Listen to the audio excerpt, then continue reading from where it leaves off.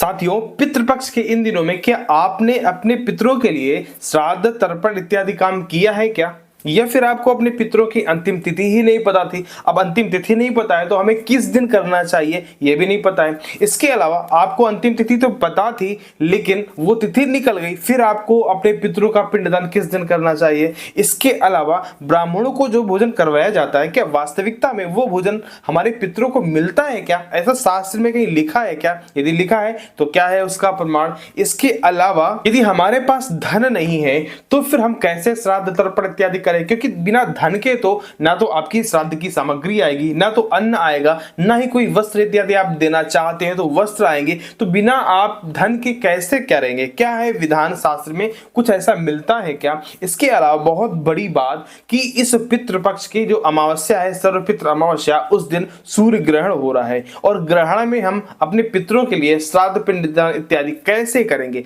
बहुत बड़ा कंफ्यूजन है। इन्हीं सब बातों पर आज के इस वीडियो में हम आपसे चर्चा करेंगे, वो भी शास्त्रीय प्रमाणों के साथ में। बस आप बने रहिए हमारे साथ वीडियो के अंत तक। चैनल पर नए हैं तो सब्सक्राइब करना मत भूलिएगा। नमस्कार प्रिय साथियों, मेरा नाम है सत्यम विष्णु अवस्थी और आप देख रहे हैं सरल उपाय सहज समाधान। चलिए साथियों वीडियो को प्रारंभ। साथियों सबसे बड़ा कंफ्यूजन तो ये है कि आपको अपने पितरों की अंतिम तिथि ही नहीं पता है या फिर आप वो तिथि भूल गए हैं, तो किस दिन करना चाहिए? एक प्रमाण मिलता है, आइए उस प्रमाण में देखते हैं क्या बताया गया। साथियों बताया गया, दिन में कम न जानाति मासम नाति कदाचन कार्यम तेन अमायाम वै श्राद्धम।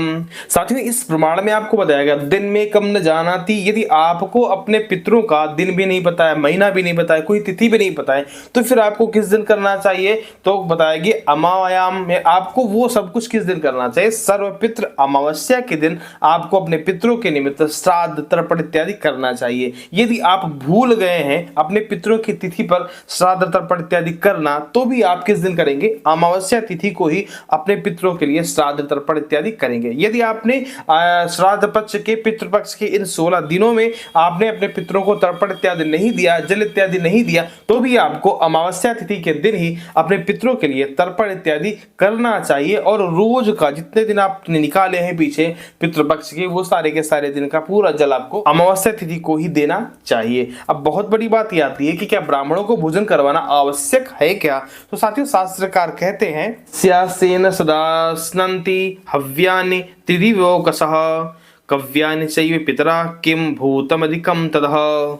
साथियों यह प्रमाण मनुस्मृति से लिया गया है। इसमें बताया गया कि यदि आप ब्राह्मणों को भोजन करवाते हैं तो देवता लोग हव्य रूप में उसको ग्रहण कर लेते हैं और पितृ जो होते हैं वो कव्य रूप में उसको ग्रहण कर लेते हैं। यदि आपने देवताओं के निमित्त करवाया है तो हव्य रूप में परिवर्तित होकर के देवताओं को मिल जाएगा, और यदि आपने कव्य रूप में करवाया है, पितरों को करवाया है, तो कव्य रूप में परिवर्तित होकर के वो आपके पितरों को मिल जाएगा। ऐसा हम नहीं, मनुस्मृति कह रही है। ये आपने बात समझी। अब एक बहुत बड़ी बात यह आती है कि आपके पास धन नहीं है, फिर आप अन्न, वस्त्र इत्यादि खरीद करके ब्राह्मणों को भोजन और दान कैसे करेंगे? सबसे बड़ी बात तो यह है। तो एक प्रमाण मिलता है और उसमें बताया जाता है कि यदि आपके पास धन नहीं है तो सिर्फ आप साग सब्जी खरीद करके आप लोगों को दान कर सकते हैं, ब्राह्मणों को दे सकते हैं। इससे भी पितृ अति प्रसन्न होते हैं। प्रमाण क्या है आइए वो देख लेते हैं। इसमें बताया गया, तस्मात् श्राद्धम नरो भक्त्या साकैरपि यथा विधि।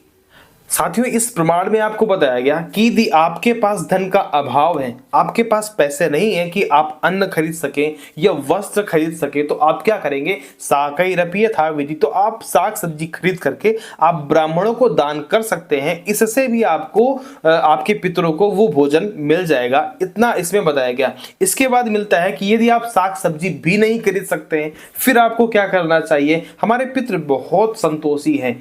आपको बताया गया होगा पिंडदान में कि सबसे अच्छा खोए का पिंड होता है। खोया ना मिल पाए तो आप खीर का पिंड दान कर सकते हैं, खीर ना मिल पाए तो जौ के आटा का पिंड दान कर सकते हैं, जौ का आटा नहीं मिल पाए तो बालू से ही वो संतृप्त हो जाते हैं। बालू का आप पिंडदान कर दीजिए, उसी से उनको संतुष्टि मिल जाती है, वो तृप्त हो जाते हैं। इतने संतोषी हैं हमारे पितृ। और यदि फिर भी आप अपने पितरों का पिंडदान नहीं करते हैं तो फिर आपके लिए हम क्या ही कहें? आपको करना चाहिए। प्रत्येक सनातनी को पिंडदान, तर्पण इत्यादि निश्चित रूप से करना चाहिए। देखिए साथियों, पितरों से बड़ा आपके लिए कोई नहीं है। पितृ देवो भव, पितृ साक्षात देवता का स्वरूप होते हैं। यदि आप उन देवताओं को मानते हैं और पितरों को नहीं मानते हैं तो फिर आपका देव पूजन बेकार है, निरर्थक है, आपके लिए कोई काम का नहीं है। आपका इस संसार में यदि कोई वजूद है, कोई आपका अस्तित्व है, तो फिर वो आपके पितरों की वजह से ही है।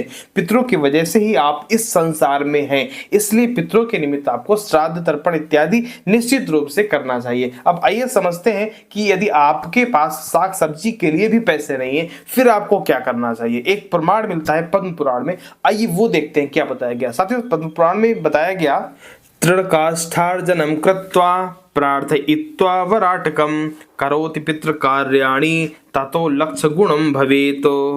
साथियों, ये प्रमाण पद्म पुराण के षष्ठी खंड से लिया गया। इसमें बताया गया, तृण काष्ठार्जनम कृत्वा, आपको तृण काष्ठ इत्यादि इकट्ठा करके उनको बेचना चाहिए और बेच करके जो भी धन आपको मिले उस धन से आप साग इत्यादि खरीदिए और ब्राह्मणों को दान कीजिए। आपको करना चाहिए। लेकिन देश काल परिस्थिति के अनुसार यदि आपको वो काष्ठ इत्यादि नहीं मिलते हैं, फिर क्या करना चाहिए। तो भी आपको बताया गया कि यदि आप कुछ नहीं मिलता तो आप जाकर के घास तोड़िए और वो घास जाकर के गायों को खिला दीजिए, गायों को खिला दीजिए, पितृ उससे ही संतुष्ट हो जाएंगे। आप इतना करिए। तो इसके बाद नीचे बताया गया कि यदि आप ऐसा कुछ करते हैं, क्योंकि आपने बहुत मेहनत के साथ किया है, यदि आप ऐसा कुछ करते हैं तो आपको लाख गुना ज्यादा फल प्राप्त होता है, क्योंकि आपने ज्यादा मेहनत करी है पितरों के लिए। तो पितृ भी समझते हैं कि हम देखिए कितना परेशान हो रहा है, कुछ इसको ज्यादा ऐसा करे कि अगली बार से ये हमारे लिए कुछ अच्छे तरीके से कर पाए, तो वो भी लाख गुना ज्यादा फल आपको देते हैं। देखिए साथियों,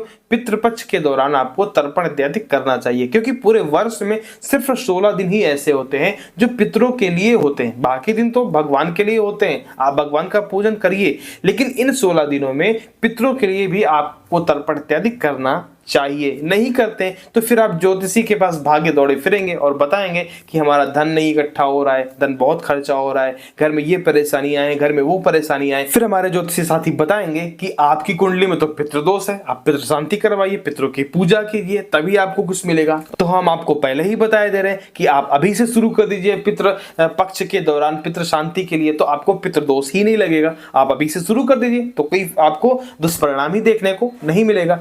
तो बात समझ में आ गई।